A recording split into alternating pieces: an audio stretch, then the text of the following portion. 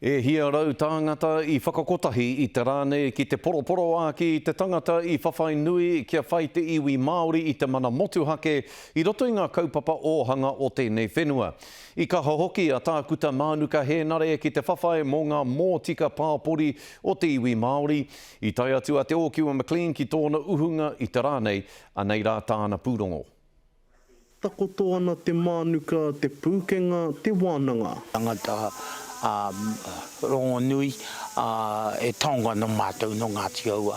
Tata nia te ngā wāhi katoa te aone. Hora kau ke tino noho mai I te kāinga. I pērā I te mea I herea katoa tia ia ki te ao mā tauranga. I hauai o nā rongo I tana whakaemi ngā hītori o ngā puhi nui tonu. Nari nā wana heke mai ia henare. Mi te puku ka puta mai ko tāna pāpa ko mānuka nā ka puta mai ko tā tātu whananga I takotone.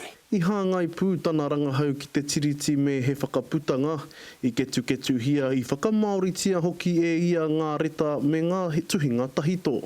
Hore kau he tangata e tuatupe e tino māramana ki he whakaputanga ki ngā tupuna. Hea te taki haina tia rātou, hea te taki I haere tonu atu ki te whakae mai te tiriti o Waitangi.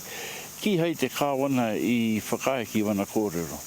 Engari I aia te evidence ne. I poroporo a ki tia te tohunga nei ki te kotahi tangamara I whangapē.